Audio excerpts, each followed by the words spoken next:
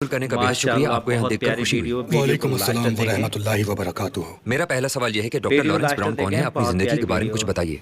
तो मैं एक आई स्पेशलिस्ट और एक मुसन्निफ हूँ। फिलहाल मैं सऊदी अरब में काम कर रहा हूँ और रह रहा हूँ। मैं एक ऐसी फैमिली में पैदा हुआ जो क्वाइकर थी, मगर मजहब पर अमल पैरा नहीं थी। तो क्वाइकर दरअसल ईसाइयत के एक प्रोटेस्टेंट फिरके का नाम है। मुझे मुसलमान हुए तकरीबन 30 साल से ज्यादा अरसा गुजर चुका है, जिसके बाद मैं सऊदी अरब चला गया और तब से मैं सऊदी अरब में काम कर रहा हूँ और वहीं मकीन हूँ। ईमान के लिहाज से आपकी जिंदगी कैसी थी? यानी आपका किस पर ईमान था? मैं बतौर एथियस्ट बड़ा हुआ, क्योंकि मैं यूनाइटेड स्टेट्स में पला बड़ा था। मेरी पैदाइश और परवरिश सैन फ्रांसिस्को की है। मेरे academic, high school, college, medical school, internship और रिहायशी जगह पर और इस तरह के तमाम तालीमी इदारों में ज्यादातर प्रोफेसर्स, मेरे कोलीग्स, तमाम के तमाम लोग एथियस्ट थे और इसे ज़हीन और पढ़े लिखे लोगों का अकीदा समझा जाता था, क्योंकि ऐसा फिक्री तबका अमूमन खुदा के वजूद को अपने अकली दलाइल से रद्द करता है। तो मेरा भी यही अकीदा था, यहाँ तक कि मुझे एक रूहानी शऊर मिला। प्लीज हमें उस बारे में कुछ बताइए। अपने अकायद के बारे में किस चीज ने आपको सोचने पर मजबूर किया? इसे वाज़ेह अल्फाज में बयान करना मुश्किल है। मैं एक कंसल्टेंट ऑप्थोमोलॉजिस्ट बन गया था। इस तालीम और ट्रेनिंग के बहुत लंबे अरसे के बाद मैं कामयाब था, रुपया पैसा भी था। यूं समझे कि मैं जो चीज चाहता था खरीद लेता था और मैं अपनी जिंदगी में बहुत खुश था। तब मैंने इर्द गिर्द देखा और महसूस करना शुरू किया कि मजीद भी कुछ होना चाहिए। मगर मुझे असल झटका तब लगा जब मेरी बेटी की पैदाइश एक बीमारी के साथ हुई। वो बीमारी दिल की बीमारी थी, बल्कि वो दिल नहीं, दिल से निकलने वाली एक बड़ी रग का मसला था, एओर्टा। पैदाइशी तौर पर उसकी एओर्टा रग तंग थी और पैदाइश के वक्त उसके जिस्म का निचला हिस्सा नीला माइल था, बल्कि गहरी नीलाहट का हामिल रंग था। मेरे पहने हुए सर्जिकल स्क्रब से भी ज्यादा होके तो यूं लगता था जैसे उसका जिस्म मर रहा था, क्योंकि उसे ऑक्सीजन नहीं मिल रही थी। और जाहिर है एक डॉक्टर के तौर पर यह देखना मेरे लिए बहुत खौफनाक था। और जैसा कि मैंने कहा कि उस वक्त मैं एक एथियस्ट था, अगरचे मुझे खालिक की मौजूदगी का एहसास होना शुरू हो गया था, और वो एहसास सिर्फ खालिक ही दे सकता है। अपनी पूरी जिंदगी मैंने हालात पर हमेशा अपना इख्तियार कायम रखा था। मैंने जिंदगी में कभी ऐसी सूरत हाल नहीं देखी कि जब मुझे लगा हो कि हालात मेरे कंट्रोल में नहीं है। ये मेरी जिंदगी में पहली बार था कि मुझे अपनी बेबसी का एहसास हो रहा था। मैं कुछ नहीं कर सकता था। पहले कभी पैसों की जरूरत होती तो मैं ज्यादा मेहनत कर लेता था, कुछ और चाहिए होता तो कुछ और कर लेता। मेरी जिंदगी पर मेरा हमेशा कंट्रोल रहा। और अब मुझे एक ऐसे मसले का सामना था कि जब मैं बच्ची को इस हालत में देखता तो मुझे एहसास होता कि मैं कुछ नहीं कर सकता। अगर कोई इस बच्ची को बचा सकता है तो वो मेरा खालिक है। उन्होंने मुझे कमरे से बाहर भेज दिया। मैं एनआईसीयू से बाहर निकल आया और मेरे दिल में एक एहसास पैदा हो रहा था। मैं सीधा अस्पताल के प्रेयर रूम की तरफ चला गया। मैं प्रेयर रूम में दाखिल हुआ और मैंने बस एक सादा सी दुआ मांगी। क्या आपने कभी किसी बेयकीन इंसान की दुआ सुनी है? ओके, एक बेयकीन इंसान की दुआ बस ये होती है कि ए खुदा, अगर तू मौजूद है तो मुझे मेरी रूह को बचा ले। अगर रूह वाकई होती है, राइट?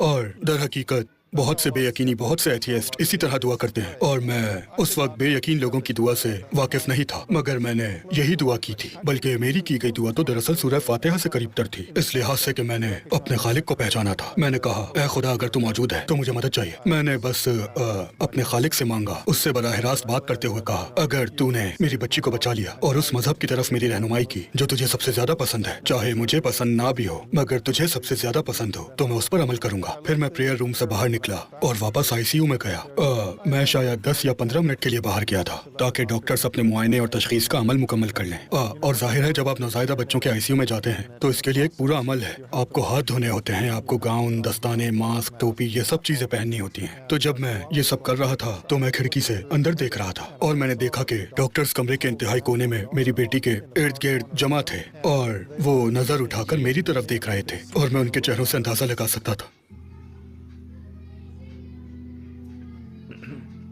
मैं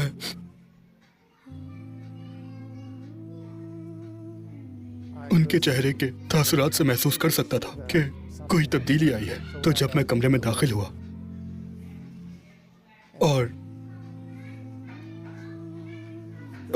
ये इस बात को शायद 35-36 साल हो गए, मगर आज भी मैं ये कहानी जज्बाती हुए बगैर नहीं सुना सकता। तो जब मैं डॉक्टर्स के पास पहुंचा तो बच्चों के दिल और सीने के सर्जन ने मेरी तरफ देखा और कहा, ये ठीक हो जाएगी। और मैंने महसूस किया वो सब इस वजाहत को मान रहे थे, मगर मेरे दिल में ये एहसास था کہ یہ اس وقت میرے ساتھ نہیں تھے جب چند منٹ پہلے میں اپنے خالق سے اس بچی کو بچانے کی دعا کر رہا تھا، اور یہی وہ لمحہ تھا جب ایمان میرے دل میں داخل ہوا۔ میری بیٹی حیانا وہ بالکل نارمل ہو گئی۔ اسے نہ کسی دوا کی ضرورت پڑی نہ سرجری کی، اسے کسی قسم کے طبی علاج کی ضرورت نہیں پڑی، وہ بالکل نارمل ہو گئی۔ آپ اسے معجزہ کہہ سکتے ہیں یا ڈاکٹر کی وضاحت قبول کر سکتے ہیں، مگر میرے لیے یہ اپنے خالق سے کیا ہوا ایک وعدہ تھا۔ میں نے اس سے کہا تھا، یہ وعدہ کیا تھا کہ اگر وہ میری بچی کو بچا لے اور مجھے اس مذہب کی طرف رہنمائی دے جو اسے سب سے زیادہ پسند ہو تو میں اس پر عمل کروں گا۔ میں ذرا اپنے جذبات پر قابو پا لوں تبھی بات جاری رکھ سکوں گا۔ اچھا، اس کے بعد میرے لیے تقریباً 4 یا 5 سال کا ایک دور آیا جو میرے لیے شدید نفسیاتی دباؤ کا باعث بنا، کیونکہ میں یہ وعدہ کر چکا تھا کہ اگر خدا نے مجھے اس مذہب کی طرف رہنمائی دی جو اسے سب سے زیادہ پسند ہو، مگر وہ مذہب مجھے ملا ہی نہیں۔ مطلب میں نے سارے مذاہب دیکھنے شروع کیے، تاؤزم، بدھزم، ہندوازم، اور آخر میں ظاہر ہے میں نے وہی کیا جو ویسٹ کے زیادہ تر لوگ کرتے ہیں۔ میں نے ایک بائبل لی اور اولڈ ٹیسٹمنٹ کو پڑھنا شروع کر دیا۔ جب میں نے اولڈ ٹیسٹمنٹ کو پڑھنا شروع کیا تو مجھے ایک کنیکشن سا محسوس ہوا۔ میں نے سوچا اوکے، میں تو اولڈ ٹیسٹمنٹ کی بتائی ہوئی بہت سی باتوں کو مانتا ہوں۔ وہاں میں نے اپنے خالق کے بارے میں بہت کچھ پایا جس پر میں ایمان لا سکتا تھا، مگر اس کے ساتھ ساتھ اولڈ ٹیسٹمنٹ 3 پیغمبروں کے آنے کی پیش گوئی بھی کرتا ہے۔ مگر پھر میرے ذہن میں یہ سوال باقی رہا کہ تیسرا پیغمبر کہاں ہے؟ بائبل میں پیراکلیٹوس کے لفظ پر بہت بحث کی جاتی ہے۔ پیراکلیٹوس کا ترجمہ بہت سے لوگ کہتے ہیں کہ احمد ہو سکتا ہے، جو کہ نبی پاک کا ایک نام ہے صلی اللہ علیہ وسلم۔ پیراکلیٹوس کا ذکر بائبل میں صرف 5 بار آیا ہے، ایک بار اس جگہ اور دوسری جگہ عیسیٰ علیہ السلام کو کہا گیا ہے پیراکلیٹوس۔ تو اب ہم جانتے ہیں کہ پیراکلیٹس کیا ہے۔ ایک تو عیسیٰ علیہ السلام تھے اور وہ اپنے بعد کسی دوسرے کے آنے کی بات کر رہے تھے، یعنی ان کے بعد اور بھی ہیں۔ اب اگر یہ پیغمبروں کے سلسلے کے ایک آخری پیغمبر کے آنے کی طرف اشارہ نہیں کرتا تو اور بھلا اس کا کیا مطلب ہو سکتا تھا؟ اور جب میں نے یہ دیکھا تو اس سے میرے دل میں یقین بالکل پکا ہو گیا کہ ایک آخری پیغمبر ہیں جنہیں تلاش کرنا ضروری ہے۔ اور میرے دل میں ہمیشہ یہی احساس رہتا تھا، مجھے ہمیشہ یہی لگتا تھا کہ اوکے، ان چیزوں میں کوئی تعلق ضرور ہے۔ صرف ایک خدا پر ایمان، پیغمبروں کے سلسلے پر ایمان، وحی کے سلسلے پر، فرشتوں پر، روز قیامت پر ایمان، تمام چیزوں کا اللہ کے اختیار میں ہونے پر ایمان۔ میں یہ سب باتیں سمجھ گیا، مگر پھر یہ دوسری بات، یہ تصور کہ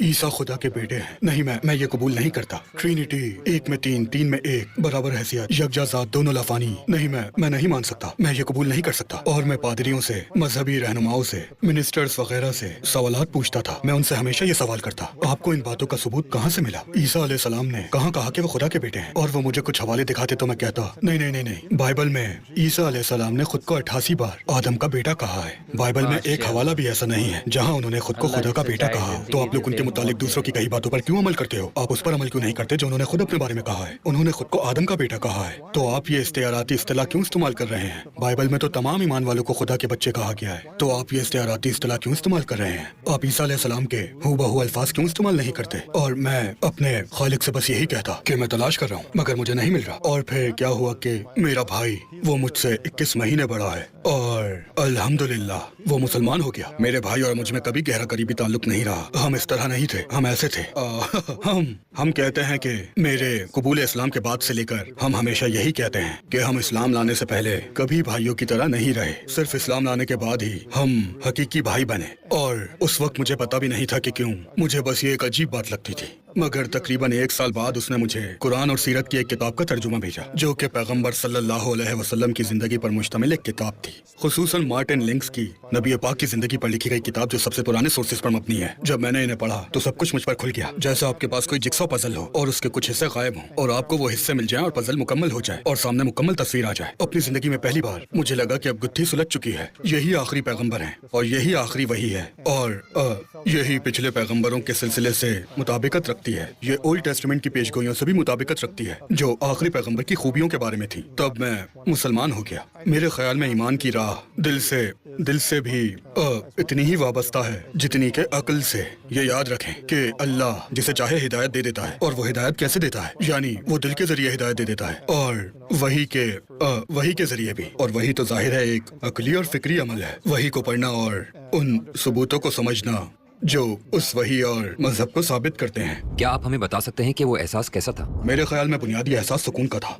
میں اس وقت کو یاد کرتے ہوئے حیران ہوتا ہوں کہ کتنے ہی لوگوں نے محسوس کیا تھا کہ میں کہیں زیادہ مطمئن اور پرسکون ہو گیا تھا۔ دوسرے جذبات بھی تھے مگر مجھے بس وضو کرنا یاد ہے اور بس احساس ہونا کہ سبحان اللہ، یہ تو سکون دینے والا عمل ہے۔ یہ آپ کو مجبور کرتا ہے کہ آپ اپنی مصروفیت کو چھوڑ کر اور وقت نکال کر وضو کریں اور یہ سوچیں کہ آپ ایسا کیوں کر رہے ہیں اور اسے نماز سے پہلے اپنی پاکی سے منسوب کریں اور یہ پورا عمل نہایت سکون بخش ہے۔ آپ نے جب اسلام قبول کیا تو آپ کی فیملی کا کیا ری ایکشن تھا آپ کے ساتھ؟ جب میں مسلمان ہوا تو میری بیوی نے، جو 14 سال سے میری بیوی تھی، مجھ سے طلاق لے لی تو میں نے اپنی بیوی کو کھو دیا، میں نے اپنے بچے بھی کھو دیے کیونکہ عدالت نے اسے بچے دے دیے صرف اس لیے کہ میں مسلمان تھا۔ انہوں نے بچے اسے دے دیے، عدالت نے بچوں کا حق اسے دے دیا۔ یہ میرے ساتھ واضح طور پر متعصب عمل تھا کیونکہ مثلاً جب میری سابقہ بیوی نے خلا لینے کے لیے عدالت کا رخ کیا تو جج نے طلاق کی کارروائی کا آغاز کیا، مگر ساتھ ہی مجھ پر ایک پابندی کا حکم لگا دیا۔ کہا کہ میں گھر کے 100 فٹ کے اندر تک نہیں جا سکتا، اپنے گھر کے 100 فٹ، اپنی بیوی کے 100 فٹ، اپنے بچوں کے 100 فٹ سے قریب وغیرہ وغیرہ۔ یہ حکم دینے سے پہلے اس نے میری بیوی سے پوچھا کیا آپ کو اس شخص سے کوئی خطرہ ہے؟ تو اس نے کہا نہیں۔ پھر اس نے پوچھا کیا اس نے کبھی تمہیں مارا ہے؟ تو اس نے کہا نہیں۔ پھر اس نے پوچھا کیا یہ تمہیں برا بھلا کہتا ہے؟ اس نے کہا نہیں۔ مطلب آپ آج بھی میری سابقہ بیوی سے پوچھ لیں تو وہ اس حقیقت کی تصدیق کرے گی۔ پھر جج نے پوچھا کہ تو پھر تم کیوں طلاق لینا چاہتی ہو؟ تو اس نے کہا کہ میں بس الگ ہونا چاہتی ہوں، ہم دونوں کے راستے الگ الگ ہیں، یہ اب مسلمان ہو چکا ہے، میں عیسائی ہوں وغیرہ وغیرہ۔ اور جج نے کہا جج نے یہ پابندی مجھ پر اسی لیے لگائی کیونکہ میں مسلمان تھا۔ یہ میرا اپنا اندازہ ہے جو میں اس بات چیت کی بنیاد پر کہہ رہا ہوں جو میری سابقہ بیوی اور جج کے درمیان ہوئی تھی اور جیسے مجھے بتایا گیا، اس لیے یہ میرا اندازہ ہے۔ تو اس کا نتیجہ یہ نکلا کہ میں ایک ایسے وقت سے گزرا جب میں اپنے بچوں کو بھی نہیں دیکھ سکتا تھا۔ آپ اس بات سے اندازہ لگائیں کہ یہ عمل کتنا توہین آمیز تھا۔ عدالت نے یہ شرط لگائی کہ اپنے بچوں سے ملنے کے لیے میرے ساتھ ایک باڈی گارڈ رکھنا ہوگا۔ مجھے ایک باڈی گارڈ ساتھ رکھنا پڑتا تھا جو بچوں کی حفاظت کر سکے، وہ بھی مجھ سے۔ ان معاملات میں وہ باپ کو اتنی ذلت سے دوچار کرتے ہیں اور ایسا یہ جاننے کے باوجود کیا گیا کہ میں نے کبھی کوئی زبانی بد کلامی، کوئی جسمانی بدسلوکی، کبھی خوفزدہ کرنے والا رویہ کچھ نہیں کیا۔ میری بیوی بس یہ سب شرائط مان گئی۔ آپ اس سے اس کی وجوہات پوچھ سکتے ہیں مگر یہ عمل واقعی اتنا ذلت آمیز تھا تو بہرحال اس سے بڑھ کر میں اور کیا کھوتا۔ مطلب گھر، بیوی، بچے، کار، جائیداد، مطلب صرف گھر میں ہی میں نے $2.5 لاکھ کے آرٹ ورک، صرف آرٹ ورک ہی دیواروں پر لگا رکھے تھے۔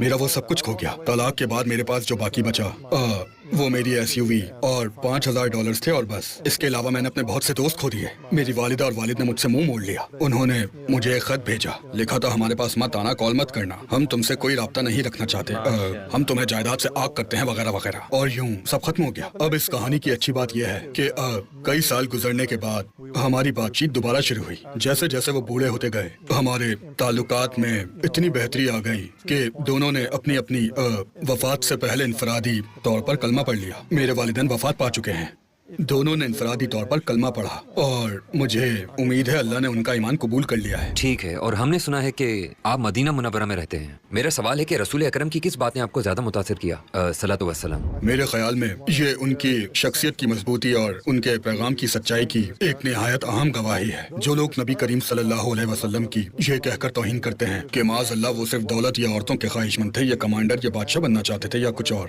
یہ وہ بات ہے جس کا وہ جواب نہیں دے سکتے، کیونکہ اگر وہ اسلام چھوڑنے پر راضی ہو جاتے تو قریش تو انہیں اپنا سب سے دولت مند شخص اور اپنا بادشاہ بنانے کی پیشکش کر رہے تھے، اور وہ اسلام کی کسی پابندی کے بغیر جتنی چاہتے بیویاں رکھ سکتے تھے۔ وہ دنیا کی خوبصورت ترین عورتوں کا سب سے بڑا حرم رکھ سکتے تھے، اور اس کے علاوہ بھی بہت کچھ۔ اگر وہ اسلام کی دعوت دینا چھوڑ دیتے تو جو چاہتے پا سکتے تھے، اور جاری رکھتے تو کچھ نہ پاتے۔ آگے کا راستہ مشکلات اور آزمائش کا راستہ تھا، مگر انہوں نے خود کو اسی راستے پر ثابت قدم رکھا۔ تو یہ ایک ایسے شخص کی مثال ہے جو وحی کی سچائی اور اپنے خالق کی اطاعت و بندگی کے لیے خود کو وقف کر دیتا ہے۔ میرے لیے تو یہ با کمال سے بھی بڑھ کر ہے، یہ وہ درجہ ہے جو کوئی انسان کبھی حاصل نہیں کر پائے گا۔ کیا آپ نے کبھی حضور صلی اللہ علیہ وسلم کو اپنے خواب میں دیکھا؟ اوکے، آپ نے مجھ سے بہت مشکل سوال کر ڈالا۔ ہاں، میں نے دیکھا ہے الحمدللہ۔ ایک رات میں نے خواب دیکھا جس میں نبی پاک صلی اللہ علیہ وسلم موجود تھے، میں ان کی خدمت میں حاضر تھا، اور ہم ایک پرانے طرز کے قصبے میں تھے جیسے آپ امریکن کاؤبوائے مووی میں دیکھتے ہیں۔ تو نبی پاک صلی اللہ علیہ وسلم نے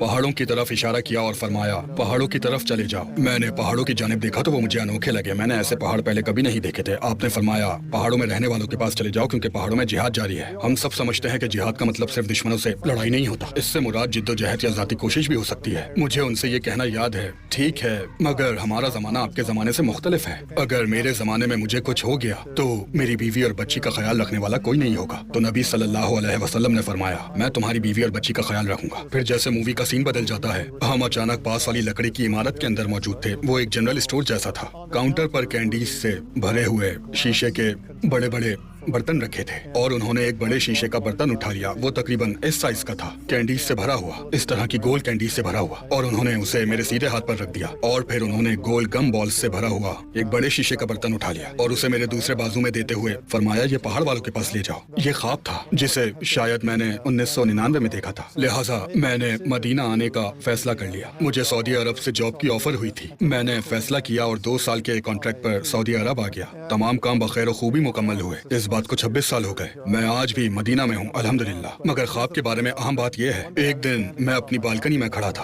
और ओहद पहाड़ को देख रहा था। मैं उसे पहले भी कई बार देख चुका था, मगर पता नहीं क्यों दिन का वो वक्त, सूरज की पोजीशन, पहाड़ पर रोशनी का पड़ना, हर चीज बिल्कुल परफेक्ट थी। और पहली बार मुझे एहसास हुआ, सुभान अल्लाह, ये तो वही पहाड़ है जो मैंने ख्वाब में देखा था। यानी कि पहाड़ वाले लोग यही हैं, मदीना के रहने वाले। यानी यही मेरा जिहाद या मेरी जिद्दोजहद है। अब ये ताल्लुक यहीं खत्म नहीं होता, क्योंकि मेरा दिल इस खित्ते से जुड़ा हुआ है। मेरी बेटी की उम्र 27 साल है। एक वक्त ऐसा आया था जब उसे कॉलेज जाना पड़ा। लिहाजा मैं अपनी जॉब छोड़ने के लिए तैयार था ताकि अपनी फैमिली के साथ वापस वेस्ट में जा सकूं और मेरी बेटी मगरिबी तालीम हासिल कर सके। मगर मेरी बीवी ने मुझे मेरा ख्वाब याद दिलाया कि मेरी असल जगह यही है, और वो खुद मेरी बेटी के साथ अमेरिका चली गई। अच्छा, मेरी बीवी फलस्तीनी है। वो मेरी बेटी की देखभाल के लिए अमेरिका जा रही थी, मगर हकीकत ये है कि वो दोनों ही अमरीकी तौर तरीकों की आदी होने की कोशिश कर रही थी, माहौल को समझना और मुआशरती उतार चढ़ाव को सीख रही थी। मेरी बेटी कॉलेज की तालीम पा रही थी और मेरी बीवी उसकी तालीम और दूसरे मामलात को संभालने में मदद दे रही थी। और एक दिन जब वो अमेरिका में थी तो एक चीज जो उसे बहुत मुश्किल लगती थी वो था मेरी बेटी के साथ रोजाना उबर में कॉलेज जाना और फिर उबर में वापस आना, और फिर दिन के इख्तिताम पर उबर उसे पिक करती और उन्हें वापस ले आती। उबर्स के जरिए होने वाले सफर हमेशा उसे फिक्र में मुब्तला रखते थे। एक औरत का किसी अजनबी आदमी के साथ कार में अकेले होना और इसी तरह की फिक्र। फिर एक दिन उसे एक ख्वाब आया जिसमें उसने देखा कि वो उबर कार में बैठने के लिए उबर कार की तरफ जा रही है। तो ड्राइवर कार से उतरा और उसने मेरी बीवी के लिए दरवाजा खोला, और वो ड्राइवर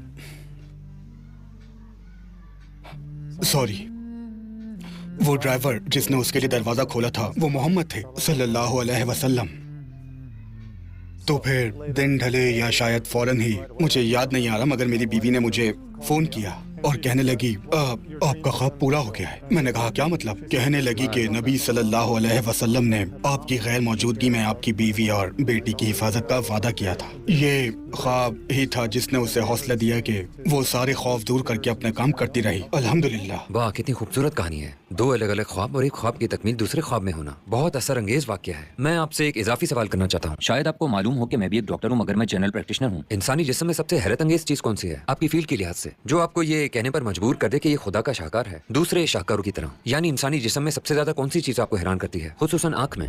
मुसलमान होने से पहले एक चीज जिसने मुझे रूहानी तलाश की तरफ माइल किया वो ये थी कि मैं ऐसे कुछ लोगों से मिला जिन्हें मौत के करीब का तजुर्बा हुआ था। मौत के करीब जाने वाले किसी शख्स के तजुर्बे में यह होता है कि वो अपने जिस्म से निकल जाता है और अपने जिस्म को ऊपर से देखता है, और फिर जैसे ही ऊपर उठता है तो ऊपर से पूरा मंजर देखता है। इंतहाई बेदार जहन के साथ लोगों की बातों को सुन सकता है और देख सकता है कि वो क्या कर रहे हैं, यहाँ तक कि जो लोग उससे काफी फासले पर हों। जैसे कि एक औरत जिसे मौत के करीब एक तजुर्बा पेश आया था। वो पैदल चल रही थी कि एक कार ने उसे टक्कर मार दी और उसे इतनी जोरदार टक्कर लगी कि उसका सीना फट गया, जिसमें से दिल और फेफड़े नजर आ रहे थे। पैरामेडिक्स ने मौके पर ही उसे मुर्दा करार दे दिया था, मगर वो बच गई। उसने बताया कि वो बादलों की ऊंचाई तक ऊपर चली गई थी, मगर उस वक्त इतनी दूर होने के बावजूद वो हर चीज को तफसील से देख सकती थी, हर बात सुन सकती थी कि क्या कहा जा रहा है और उसके जिस्म के साथ क्या किया जा रहा है। वो कई ब्लॉक्स दूर के लोगों को भी देख सकती थी जिन्होंने एक्सीडेंट देखा था और उनकी बातें सुन सकती थी। अब एक डॉक्टर की हैसियत से मेरे पास इसकी कोई साइंसी वजाहत नहीं, मगर मेरी इस पहलू में दिलचस्पी पैदा हो गई। उस वक्त लंदन में एक एसोसिएशन थी